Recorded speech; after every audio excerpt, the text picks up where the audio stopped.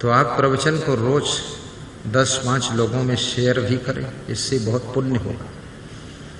और प्रवचन को आप लाइक भी करें, बेल आइकन भी दबाएं और सब्सक्राइब करें, और दूसरों के मोबाइल में भी सब्सक्राइब कर दें, ताकि हर नया प्रवचन तुरंत उनके मोबाइल में आए, उनको दिखे। और प्रवचन के अलावा, सत्संग के अलावा कोई रास्ता सुख शांति का नहीं है। याद रखना, कबीर साहब कहते हैं, कबीर जब हम पैदा हुए जग हंसे हम रोए, ऐसी करनी कर चलो हम हंसे जग रोए। 2 लाइनों में कबीर साहब ने जिंदगी को छूने वाली बात कह दिया। कबीर साहब कहते, जब मेरा जन्म हुआ या आपका जन्म हुआ, तो जिसका जन्म होता है, मनुष्य का बच्चा रोता है। पशु का बच्चा जन्म के समय नहीं रोता है, न चिड़िया का बच्चा रोता है, वो चुपचाप जन्म ले लेते हैं। मनुष्य का बच्चा बहुत चिल्लाता है जन्म लेने के बाद, आवाज करता है, कया कया कया, कहाँ गया हूं, कहाँ गया हूं, जल्दी बताओ ये कहाँ हूं। रोता है। और जन्म से जो रोता है, फिर वो जिंदगी भर भी रोता रहता है। रोने के कारण बदल जाते हैं, पर रोना नहीं बदलता है। कभी खेल खिलौनों के लिए रोता है, कभी पढ़ना नहीं चाहता है उसके लिए रोता है, कभी स्कूल में फेल हो गया तो रोता है, कभी नौकरी नहीं मिलती तो रोता है, नौकरी मिल गई सस्पेंड हो गया तो रोता है, वेतन कम है इसलिए रोता है, विवाह नहीं होता तो रोता है, विवाह हो गया तो पत्नी ऐसी चंडिका देवी मिली, बहुत रोता है।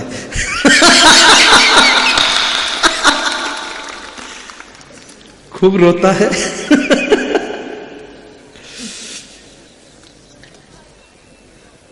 या कोई पति भूतनाथ मिल गया, दारू पीकर पड़ा है, पत्नी कहती घर चलो, तो बोलता है साच निकट नहीं आओगे, तू कैसे आ गए। तो भी रोता है।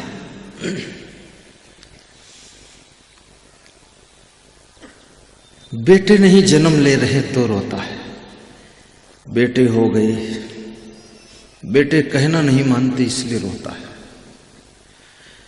बेटियां सुनती नहीं है तो रोता है, बेटियों का विवाह नहीं हो रहा तब रोता है, विवाह हो गया दामाद ऊट पटांग मिला तो बहुत रोता है। कितने लोगों को दामाद ने घायल कर रखा है।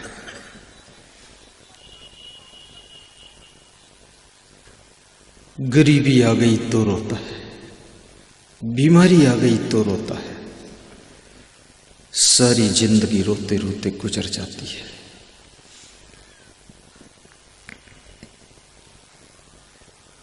अभी बुलंदशहर में कई माताएं प्रणाम करने व्यास गाती के सामने आई। उत्तर प्रदेश बुलंदशहर से मैं आ रहा हूं, तो वे माताएं कह रही थी, सब कुछ मिल गया पर शांति नहीं मिली, सुख नहीं मिला। तो हमने कहा सब कुछ क्या मिला है? बोले धन दौलत खूब है। तो हमने कहा धन दौलत कुछ हमको दे दो तो हम धर्म में लगा दें, फिर शांति हम तुमको दे दें। बोले हम कंजूस बहुत हैं, 10 रुपये से ज्यादा दान नहीं करते। वो 10 रुपये में शांति चाहते हैं। 10 रुपये में तो आलू नहीं मिलेगा 2 किलो, शांति कैसे मिलेगी? दाना फेंकोगे तो पंछियों का दर्शन होगा, रोज दाना फेंकोगे तो हंस पंछी का दर्शन होगा, दान करोगे तो संतों का दर्शन होगा, और रोज दान करोगे तो परम हंस संत का दर्शन होगा, जो तुम्हें शांति दे जाएगा।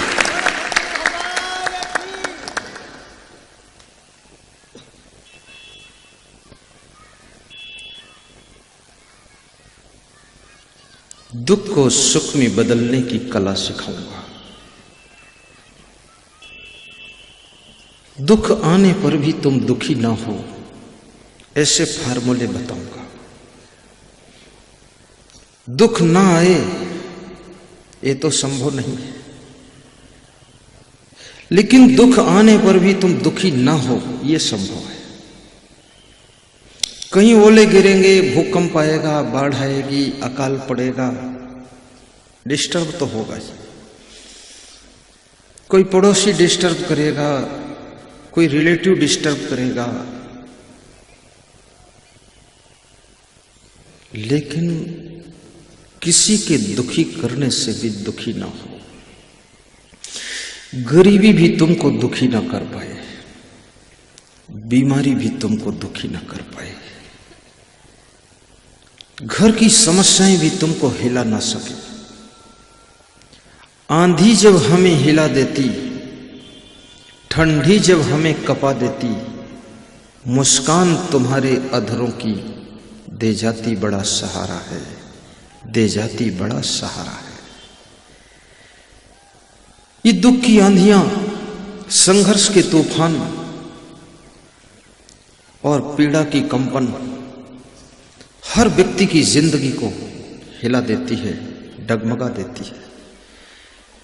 लेकिन जो लोग दुख के आने पर भी दुखी नहीं होते हैं, श्रीमद् भगवत गीता में भगवान श्री कृष्ण कहते हैं, अर्जुन स्थित प्रज्ञ कौन है? दुखेश अनुद्विग्न मनः सुखेश विगत अस्पृहा। जो दुख के आने पर भी दुखी ना हो, उद्विग्न ना हो, और सुख मिलने पर और सुख मिले इसकी इच्छा ना हो। जो मिला वही बहुत है। और जिसके अंदर कोई राग नहीं है, क्रोध को जिसने कंट्रोल कर लिया है, जिसके अंदर भय भी समाप्त हो चुका है, जिसका मन निर्भय है। और निर्भय वही होता है जो गलत नहीं करता है। गलत करने वाले को बहुत भय लगता है। गलत करना तो दूर है, गलत सोचने में ही भय लगता है। आप गलत सोच कर देख लो, आप इतना ही सोच लो किसी का चप्पल चुराऊंगा, भय शुरू। भय ये लगता है कि चप्पल जिसके उठाऊंगा कहीं जान गया तो क्या होगा, चुराऊंगा तो 2 चप्पल पर मिलेंगे 200 चप्पल, भय लगा। जब तक मनुष्य गलत विचार मन में नहीं लाता है, तब तक उसके अंदर भय नहीं आता है, निर्भयता रहती है। फिर कुछ ऐसी कंडीशन है जहां पर भय स्वाभाविक उत्पन्न होता है। जैसे शेर आ गया तो भय तो लगेगा ही, आप गलत सोचो या ना सोचो। इसके अंदर सांप घुस पड़ा तो अभी मैं कितना कहूं तुम निर्भय हो जाओ, फिर भी डर लगेगा। और डरना भी चाहिए सांप को, क्योंकि सांप कोई समझदार थोड़े किसी को काट सकता है, तो भाग जाना चाहिए। परंतु मानसिक के अंदर गलत विचार, गलत सोच मनुष्य को भय प्रदान करते हैं। और जिसका क्रोध नियंत्रण में है, इस मनुष्य के अंदर बड़ी गुस्सा भरी हुई है, ये भस्मासुर है, इसके अंदर बड़े विस्फोट हैं, गम खाने में कमजोर है, छोटी छोटी बात में बहुत उलझ जाता है। किसी से गलती हो गई उसको जिंदगी भर याद रखता है, और किसी ने इसके साथ में बहुत अच्छे काम किए हैं, उन सब को तुरंत भूल जाता है। ये मनुष्य की बहुत बड़ी कमी है। उपकार को याद रखना चाहिए, अगर किसी से थोड़ा भूल हो गई है तो उसको भूल जाना चाहिए, तब मन में प्रसन्नता रहती है।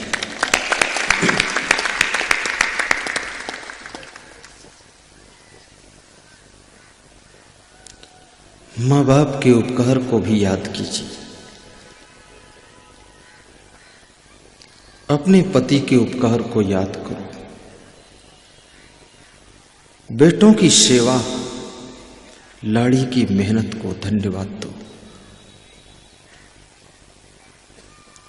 जिन आपके बाप दादों ने जमीन मकान बनाकर तुमको दिया है, उनको भी धन्यवाद दो कि कम से कम हमारे पूर्वजों ने जमीन तो कंप्लीट रखा।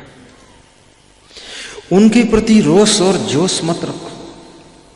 जो और जरूरत है मेहनत करके कमा लो। थोड़े दिन की जिंदगी है,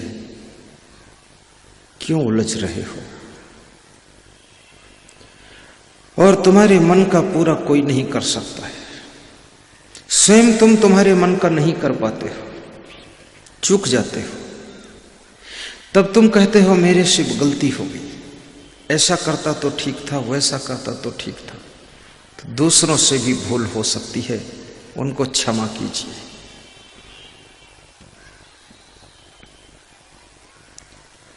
और कभी कभी उनको थोड़ा सा अनुशासित भी कीजिए।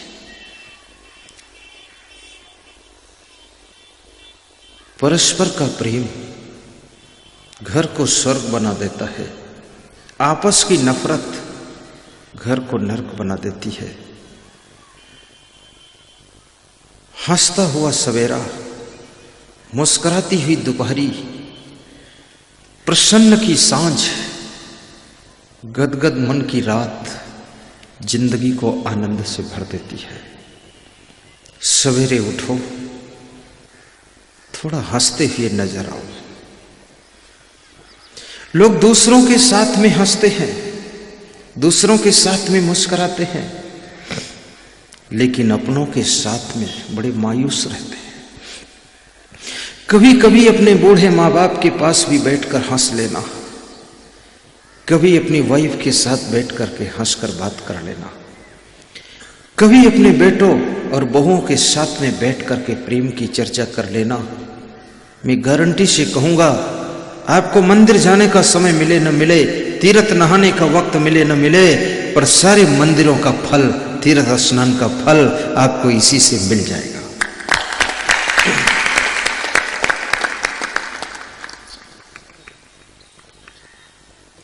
एक आदमी कह रहा था, मैं मंदिर में जाता हूं, भगवान की मूर्ति हमसे बोलती नहीं। मैंने कहा, तुम ये बताओ, तुम्हारे माँ बाप तुमसे बोलते कि नहीं बोलते? बोले 10 साल से वो भी नहीं बोलते। तो मैंने पूछा, तुम्हारी पत्नी? बोले 1 साल से वो भी नहीं बोलती। तो हमने कहा, इसीलिए तो भगवान पहले से डर गया कि जब घर में ये हाल है तो हमारे मंदिर में क्या हाल होगा। बोलना बंद कर दिया। भगवान किसी से बोलता नहीं। किसी मंदिर में जाओ, बोलेगा नहीं। चाहे तुम पानी डाल दो, चाहे धतूरा भेंट कर दो, चाहे दूध डाल दो, और चाहे हाथ जोड़ो, चाहे खड़े रहो, चाहे पड़े रहो, कुछ भी करो, कोई फर्क नहीं पड़ता है। क्या फर्क है? कबीर जब हम पैदा हुए, जग हंसे हम रोए। जिनके घर में तुम्हारा जन्म होता है, वे परिवार के लोग खुश होते हैं। उनको प्रसन्नता होती है कि हमारे घर में एक बालक का जन्म हुआ है। परंतु जिस बालक ने जन्म लिया है, वो बालक रो रहा है। जिसने जन्म लिया है उसको खुशी नहीं है, उसको दुख है, रो रहा है। लेकिन जिसके घर में जन्म लिया है वह बहुत खुश है, ढोल बज रहे हैं। ये कैसी मजे की बात है। जो जन्म लिया है वो खुशी नहीं है, और जिनके घर में जन्म लिया वो बहुत खुश है। तो कबीर ने बहुत गहरी बात कही है। कबीर साहब कहते हैं कि जैसे जन्म के समय तू तो रोया है, पर बचपन ऐसे बिताना कि बचपन खुशियों के साथ बिताना, जवानी मुस्कुराहट के साथ बिताना, बुढ़ापा हंसते हंसते बिताना, और दुनिया छोड़ करके जब तू जाना तो हंसते हुए संसार से विदाई लेना। फिर रो करके मत जाना, क्योंकि रोकर तू आया था। हंस मुस्कुरा कर जी और खुश होकर के संसार से विदा हो जा। परंतु मनुष्य का जीवन सब उल्टा है। रोते हुए जन्म लेता है, रोते रोते बचपन बिताता है, रोते रोते जवानी भी कट जाती है, और रोते रोते बुढ़ापा भी बीत जाता है, और रो करके मर कर चला जाता है, और कहता है अब दुनिया में भगवान न भेजना, यहाँ सब झंझट ही झंझट है, अब यहाँ आना नहीं चाहता। अभी मैं छत्तीसगढ़ प्रदेश में सत्संग कर रहा था। उमरेली गांव में मेरी पधरौनी थी। पधरौनी कहते हैं जहाँ 1 घंटे का टाइम देता हूँ। जैसे हमारे डॉक्टर ताल के ओजस हॉस्पिटल वाले, डॉक्टर साहब कह रहे थे कि आप मेरे हॉस्पिटल आइए, मेरे घर पे आइए, प्रोग्राम नहीं दे सकते तो ऐसे ही आइए, और प्रोग्राम दीजिए तो प्रोग्राम से आइए, परंतु आइए, हॉस्पिटल ही देख जाइए, चरण रख दीजिए। मैं आपके सत्संग का बहुत प्रेमी हूँ। आपका सत्संग, उसके लिए सब काम छोड़ देता हूँ, 9 बजे राइट बैठ जाता हूँ। एक डॉक्टर सत्संग सुने, वकील सत्संग सुने, पत्रकार सत्संग सुने, शिक्षक सत्संग सुने, एक किसान भी सत्संग सुने, शिक्षित अशिक्षित सब सत्संग सुने, तो समझ लो सतयुग आ रहा है, सतयुग आ रहा है, सतयुग का प्रभाव बढ़ रहा है।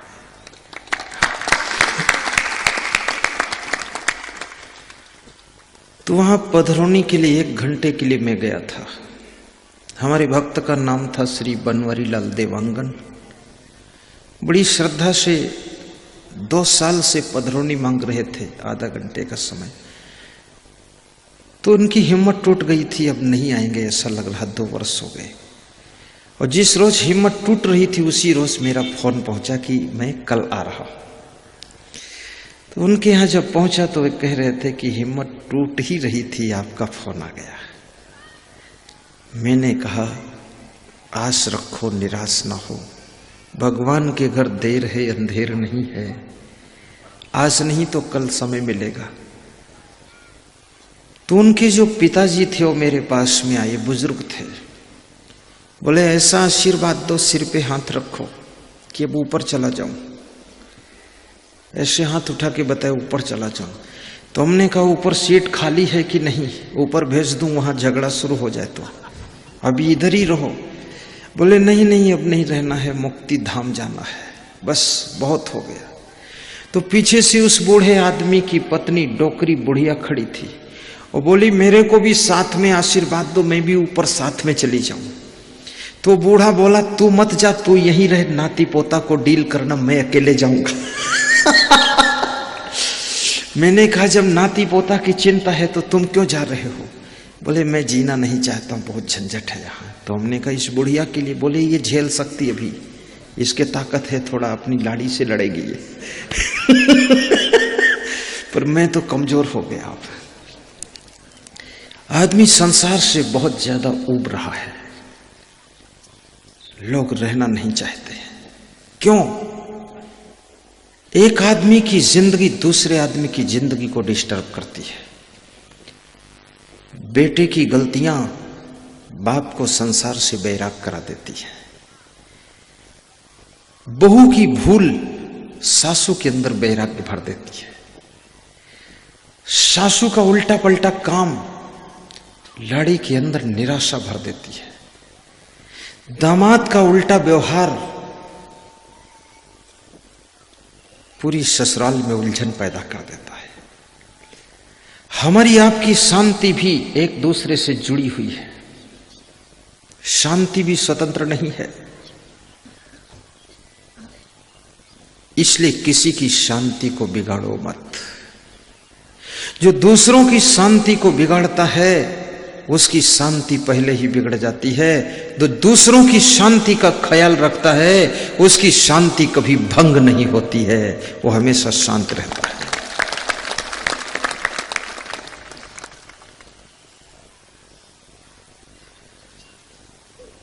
कबीर जब हम पैदा हुए जग हंसे हम रोए, ऐसी करनी कर चलो हम हंसे जग रोए। बड़ी मजे की बात है।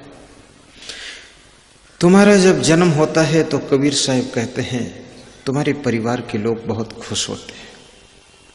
तो बचपन भी ऐसे बिताना कि परिवार के लोगों को दुखी मत करना, और जवानी ऐसे जीना कि तुम्हारे माता पिता और परिवार के लोग और प्रसन्नता उनकी बढ़ती चली जाए, और बुढ़ापा ऐसे बिताना कि कुटुंब के लोगों को पीड़ा मत देना, उनको खुशियां देकर जाना।